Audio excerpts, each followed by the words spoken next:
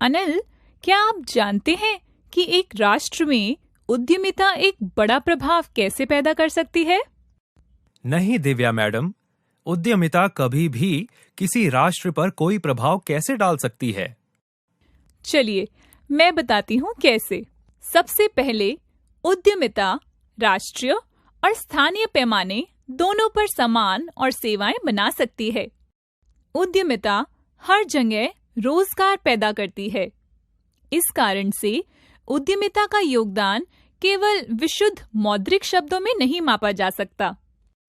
उद्यमशीलता एक उत्पाद या सेवा को बहुत लायक बनाता है, जबकि एक ही समय में यह एक पर्याप्त ग्राहक आधार बनाता है। उद्यमशीलता के लाभ वास्तव में अर्थव्यवस्था और समाज दोनों को समृद्धि की ओर ले जाता है। उद्यमशीलता से स्थानीय अर्थव्यवस्था को भी मदद मिलती है। स्थानीय बाजार में उद्यमिता की सफलता एक जीवंत अर्थव्यवस्था बनाती है। यह स्वयं धन के साथ साथ स्थानीय आबादी के लिए रोजगार का सृजन करता है। राष्ट्र के लिए उद्यमिता सरकार के लिए राष्ट्रीय अर्थव्यवस्था के पैमाने में मदद करती है, जो कि कराधान है। उद्यमिता एक उत्पाद या सेवा बना सकती है जो अपने उपयोगकर्ताओं के जीवन में मूल्य जोड़ती है। व्यापार के आधार स्तर पर नवाचार घरेलू और विदेशी बाजार को आगे बढ़ा सकता है। यह केवल जीवंत उद्यमिता द्वारा किया जा सकता है। इसलिए ये कह सकते हैं कि उद्यमशीलता आर्थिक विकास का एक प्रमुख चालक है। कई उद्योगों और अर्थव्यवस्था को कई बार परेशानी होती है, इसलिए जोखिम उठाने वाली उद्यमशीलता से यह परेशानी से घिरे उद्योगों और अर्थव्यवस्था को फिर से जीवंत कर सकता है। यह एक प्रभावी आर्थिक और कानूनी ढांचा बनाने के लिए सरकारों को प्रेरित कर सकता है। सफल उद्यमशीलता को अक्सर कई लोगों के कौशल और श्रम की आवश्यकता होती है। जैसे जैसे एक संपन्न व्यवसाय बढ़ता है, वैसे वैसे दूसरों के लिए अवसर और एक विशेष भौगोलिक क्षेत्र में नए स्टार्टअप का संचयी प्रभाव रोजगार के लिए नए अवसर पैदा करने की दिशा में एक लंबा रास्ता तय करता है।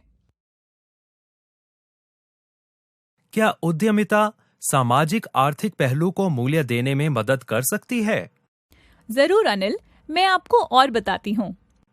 उद्यमशीलता से स्थानीय स्तर पर अर्थव्यवस्था की उच्च वृद्धि होती है। यह स्थानीय अर्थव्यवस्था में एक मूल्य प्रणाली बनाता है। बहुत सारी स्थानीय अर्थव्यवस्थाओं से यह मूल्य प्रणाली पूरे राष्ट्र के लिए एक मूल्य प्रणाली की परिणति में मदद करती है। अगला, उद्यमशीलता छोटे व्यवसाय के विकास में मदद करता है। इससे स्थानीय स्तर पर नौकरी के अधिक अवसर मिलते हैं। उद्यमिता की सफलता अक्सर सामाजिक उद्यमिता में परिणत होती है, क्योंकि अधिक से अधिक लोग अपना खुद का व्यवसाय स्थापित करने में रुचि रखते हैं। इससे समाज पर दीर्घकालिक प्रभाव पैदा होता है। अब हम बातचीत और अनुनय के बारे में चर्चा करते हैं। बातचीत और अनुनय, क्या वे एक ही बात नहीं है मैम? नहीं, बातचीत और अनुनय वास्तव में दो अलग अलग कारक हैं। मैं उन दोनों को आपको समझाती हूँ। बातचीत करना एक पारस्परिक रूप से संतोषजनक समझौते पर चर्चा करने और पहुंचने की क्षमता है। उदाहरण के लिए, आप 3 अन्य कारों के साथ एक चौराहे पर पहुंचते हैं। आप कैसे तय करते हैं कि सबसे पहले कौन जाता है? चौराहे से गुजरने के लिए आप दूसरी कारों के क्रम कैसे तय करते हैं? यह वह जगह है जहां बातचीत होती है। हर कोई परस्पर बातचीत करता है कि कौन पहले जाएगा। अनुनय दूसरों को उचित कार्रवाई करने के लिए मनाने की क्षमता है।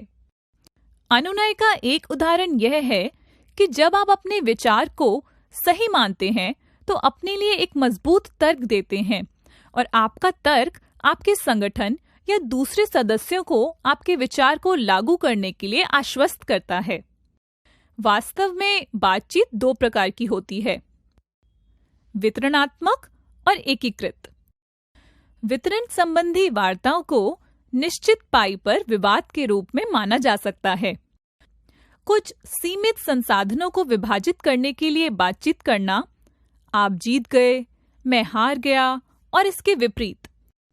एकीकृत वार्ता एक विवाद के रूप में माना जा सकता है, जहां पाई का विस्तार तर्क है। एकीकृत बातचीत संसाधनों का विस्तार करने में मदद करती है, ताकि हर कोई उस परिणाम से जीत जाए जो बातचीत के माध्यम से प्राप्त होता है। एकीकृत वार्ता एक जीत-जीत के परिप्रेक्ष्य पर आधारित होती है, जहां बातचीत में हर किसी के लिए लाभ होता है। अब उद्यमी वार्ता के प्रमुख तत्व क्या हैं? उद्यमी वार्ता के प्रमुख तत्व मूल्य निर्माण कर रहे हैं, विश्वास का निर्माण कर रहे हैं, भावनाओं और धारणाओं से निपट रहे हैं और साथ ही दीर्घकालिक संबंधों की रक्षा कर रहे हैं। आइए चर्चा करें कि इनमें से प्रत्येक कारक उद्यमिता में कैसे मदद करता है। सबसे पहले हितों और पदों के बीच अंतर करना। हमेशा बातचीत सिमुलेशन में भाग लें। यह आपकी ताकत और कमजोरियों का निदान करने में मदद करेगा। उसके बाद मूल्य बनाने में शामिल चरणों को जानें। उद्यमशीलता वार्ता के तत्वों के संबंध में एक व्यक्तिगत सिद्धांत व्यवहार का विकास करें। इससे पहले कि आप विश्वास उत्पन्न कर सकें, पहले बातचीत की दक्षता में सुधार करने के लिए व्यक्तिगत शक्तियों और कमजोरियों का निदान करें। विश्वास बनाने के लिए उद्देश्य मानकों का उपयोग करें। यह आपको उद्यमशीलता संबंधी वार्ताओं में विश्वास बनाने में मदद करेगा। जानें कि अनिश्चितता को कम करने के लिए आकस्मिक समझौतों का उपयोग कैसे किया जाता है। उद्यमी वार्ता के मनोवैज्ञानिक आयामों की समीक्षा करें। जानिए कब किस सौदे से दूर रहना है जो आपके लिए फायदेमंद नहीं हो सकता है। प्रतिस्पर्धी ऑफर के मूल्य की गणना करना सीखें, ताकि आपके हारने का मौका ना हो। फायदे के सौदे की बातचीत में जीतते समय सौदे की बातचीत की अनिवार्यता सीखें। मैडम, क्या कोई प्रक्रिया है जिससे हम सीख सकते हैं कि कैसे बातचीत करनी है? हाँ, एक प्रक्रिया है जिससे हम बातचीत की कला सीख सकते हैं। मैं आपको इस प्रक्रिया के बारे में अधिक बताती हूँ। बातचीत करने से पहले दूसरे पक्ष या अन्य पक्ष पर शोध करें और वे वास्तव में क्या चाहते हैं। उसी समय अपने BATNA को समझें, जिसका अर्थ है समझौता वार्ता के लिए सर्वश्रेष्ठ विकल्प।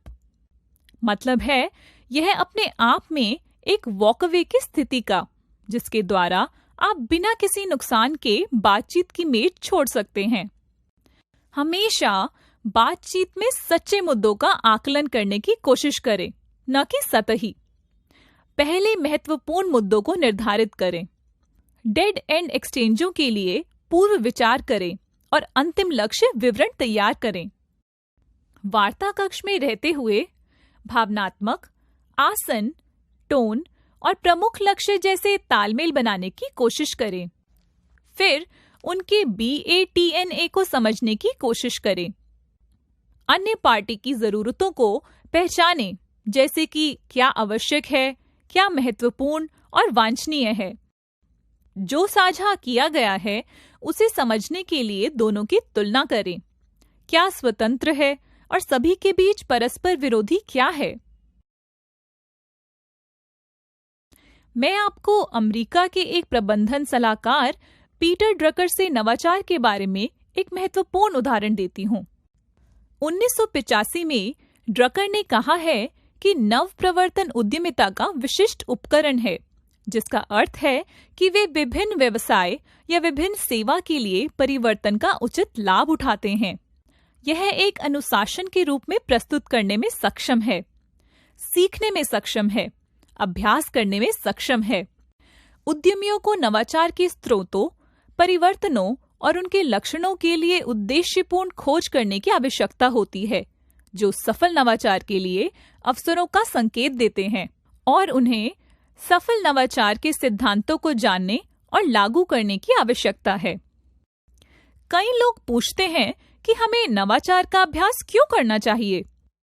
नवाचार व्यक्तिगत और सामाजिक लाभ के लिए नियमित रूप से नए या अभिनव उत्पादों या सेवाओं का उत्पादन करने की क्षमता विकसित करने में मदद करता है। अभिनव नवीन उत्पादों और सेवाओं के साथ एक स्थायी व्यवसाय बनाने में मदद करता है। नवाचार गति और चपलता प्राप्त करने में मदद करता है, जो बाजार लाभ प्राप्त करने के लिए नई अवधारणाओं, दृष्टिकोण और प्रथाओं का फायदा उठाने के लिए आवश्यक है। क्या आप मुझे कुछ विशिष्ट तरीकों के बारे में बता सकते हैं जो सफल उद्यमी अभ्यास करते हैं? जरूर अनिल, सभी उद्यमियों के लिए कुछ विशिष्ट प्रथाएं हैं। आपको इन प्रथाओं के बारे में बताती हूँ। सबसे पहले हम उद्यमी गतिविधि को बढ़ावा देने के लिए संगठनों के अंदर पारिस्थितिक तंत्र कैसे विकसित कर सकते हैं। हम अनुक्रमित गतिविधि की बजाय उद्यमिता को मुख्य धारा का विषय कैसे बना सकते हैं। उत्तर एक जीवंत कोर पारिस्थितिक तंत्र के निर्माण में निहित है। उद्यमी नेता उद्यमशीलता की गतिविधि को एक मुख्य धारा की रणनीतिक गतिविधि के रूप में बढ़ावा देने के लिए संगठनों के अंदर उद्यमी पारिस्थितिकी तंत्र विकसित करते हैं। उद्यमी नेता दूसरों को व्यक्तिगत और अलग तरीके से सोचने के लिए प्रभावित करते हैं। वे दूसरों को अत्यधिक अनिश्चितता को अपनाने के लिए प्रेरित करते हैं। संगठन अपने आप में उद्यमशील नहीं है। जैसा कि सभी संगठन लोगों द्वारा बनाए जाते हैं, संगठनों में लोग उद्यमशील हो सकते हैं। संगठन लोगों को नहीं बनाते, लोग संगठन बनाते हैं। इसका मतलब यह है कि संगठन विफल नहीं होते, लोग असफल होते हैं। संगठन विकसित होते हैं, लेकिन अंदर के लोगों की सरलता, रचनात्मकता, संसाधनशीलता, कार्रवाई और नेतृत्व के बिना नहीं। एक संगठन को सफल बनाने के लिए आपको एक जनजाति में शामिल होने की आवश्यकता है।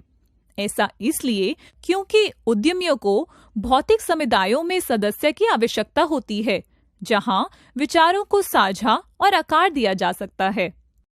उद्यमी समुदायों में सदस्यता प्राप्त करने से सामाजिक पूंजी विकसित हो सकती है, जिसके परिणाम स्वरूप प्रतिष्ठा में वृद्धि, विश्वास का निर्माण, मुद्रा का विकास और नेटवर्क का लाभ उठाने की क्षमता बढ़ सकती है। हालांकि बाहरी रूप से उद्यमियों के लिए पर्याप्त जनजातियां हैं, लेकिन ज्यादातर मामलों में जरूरत सिर्फ अंदर की कमी की है। सफल उद्यमी इंटरैक्शन डिजाइन से एक शब्द उधार लेते हैं। वे तब इस शब्द को संचार तकनीक के रूप में प्रदर्शित करते हैं, जिसे प्रगतिशील प्रकटीकरण कहा जाता है। उद्यमी कई समूहों में सूचनाओं और क्रियाओं को आवश्यक लोगों के केवल एक छोटे से उप समुच्चय के साथ शुरू करते हैं और फिर अपने व्यापक नेटवर्क में फैलाते हैं। बाहरी उद्यमी प्रगतिशील रूप से अपने विचार को जल्दी मान्यता प्राप्त करने का खुलासा करते हैं, जबकि अंदर के उद्यमी प्रगतिशील प्रकटीकरण का उपयोग सर्वसम्मति बनाने और संगठन संसाधनों और प्रतिभा तक पहुंच प्राप्त करने के लिए करते हैं।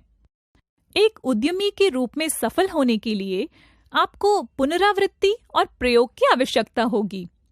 हालांकि आपको इस बात का ध्यान रखना चाहिए कि इस पहलू का वर्णन करने के लिए इस्तेमाल की जाने वाली भाषा विफलता की अवधारणा पर केंद्रित है।